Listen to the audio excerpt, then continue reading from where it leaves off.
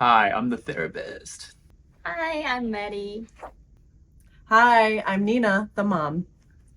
I'm George, the dad. Hi, I'm Annie. I'm their daughter. I'm Brian. I'm the fiance of Annie. I am the narrator. What is narrative therapy? To begin, it is good to note that narrative therapy is based on a postmodern and social constructivist perspective that strives to empower families and individuals by focusing on their stories and moves away from empirical classification systems. Narrative therapy differentiates between logical, scientific ways of reasoning and narrative reasoning, and aims to give clients the power to identify novel possibilities and strategies for their lives by reauthoring their lived experience. Problems are noted in the therapeutic process as being external to families and individuals. These problems should be approached in a cooperative way with families, as they are directed to work as team members and access the resources. The Banks family, George and Nina, a married couple, and their daughter Annie and son Maddie have come to a narrative therapist because stress has come up for them as Annie has become engaged to a young man she met abroad, Brian, who has also come with them. Much of the stress is experienced by George as he struggles to accept that his little girl is now grown up and making a step away from him, or so he sees her impending marriage. Let's listen in on the family's first therapy session together and see what comes up. So, welcome everyone. What brings the Banks family to therapy today? Well, my daughter Annie is getting married after 3 months. 3 months of knowing this guy. I think his name's Brian. And they want this fancy, expensive wedding. It's expensive, it's hasty, it's too much, it's driving me crazy. Dad. George, we all just are a little bit stressed out about wedding planning. We have lots of feelings and we have lots of views about this wedding, okay? Well, Annie, what do you think the problem is? Your dad is sharing how he sees the problem. Is that how you see it too? Well, no. My dad means well, but he just can't get on board with me marrying Brian, the love of my life. It feels like he's just overreacting to a lot of conversations we've been having about the wedding. And it feels like he doesn't trust me or support me in this. I mean, I'm not a kid anymore. I'm an adult. I've lived abroad. I have a good head on my shoulders, and so does Brian, because he's brilliant. An adult? You're barely 21. You couldn't even drink 2 months ago. George, we got married when I was 21 and we had Annie when I was 22. That's not true. Yes, it is, George. Well, George, do you think getting married young is the issue here? Well, I don't know. Well, what's your hunch? Well, it's a different time. We were more mature. So, is maturity the issue here? Is Annie not ready yet, or do you feel that she actually is ready? No, I don't think she's ready. Dad, you're overreacting. Well, I come from a family of overreactors. What do you expect? So what I'm hearing you say is that you struggle with overreacting, George. Is that right?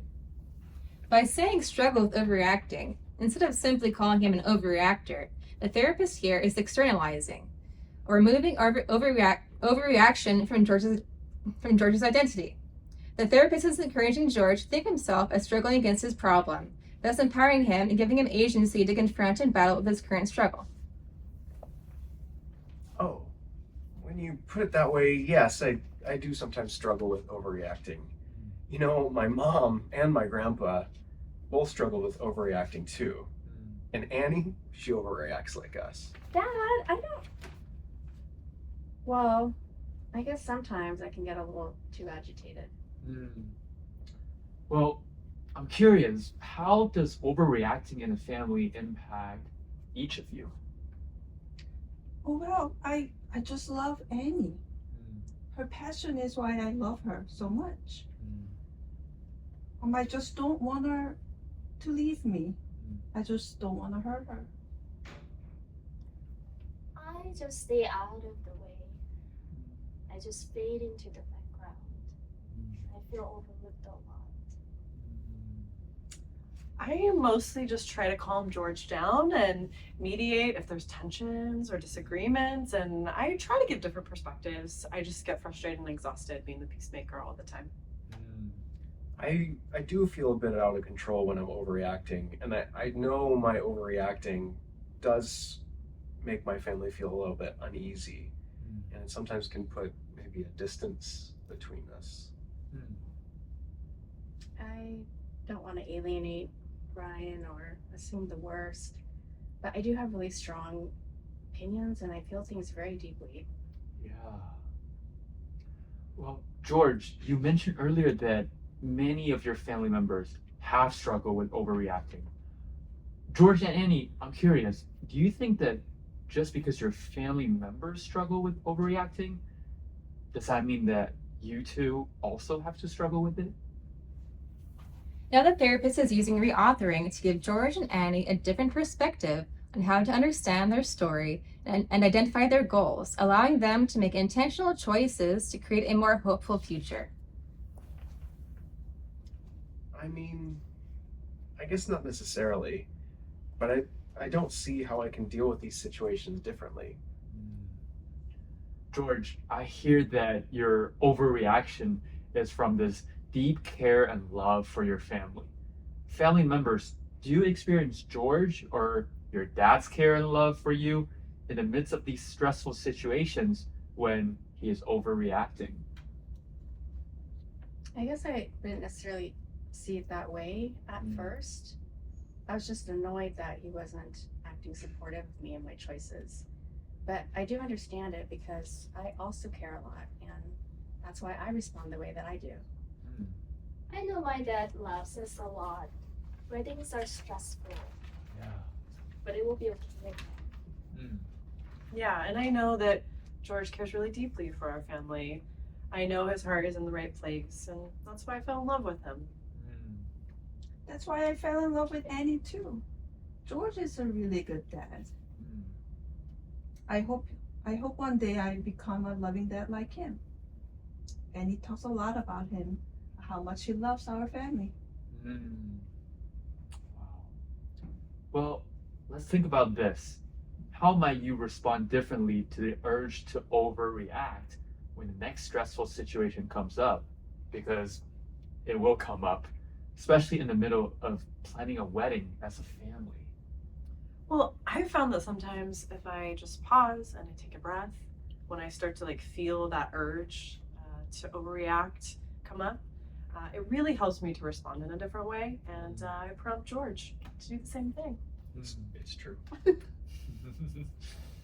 Well, it sounds like to me that overreacting is not coming from flaws, but instead it's coming from a place of love and care for this family. And you don't have to sacrifice your love and care for the family, but you can explore how you might respond differently. We can say to overreaction, thank you for being here. Thank you for alerting me to fears and anxieties and my need to protect those around me. But I got this, and I might not need you this time. You can respond in another way to love your family well and show them you really care for them. Well, right now, I would love to share with you a letter I wrote based on our sessions to encourage your family to adjust to your new family dynamic towards a more helpful narrative. Unique outcomes are moments in a person's life that contradict the dominant narrative that has restricted them, as these significant moments show that the client is capable of change and growth.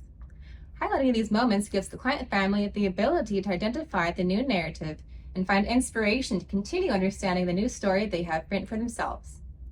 For the Banks family, the unique outcomes, such as special moments playing basketball together, can remind them that they're a family that loves and supports each other even when stressful events bring out overreaction. They can look forward to a new, happier future with a new son-in-law.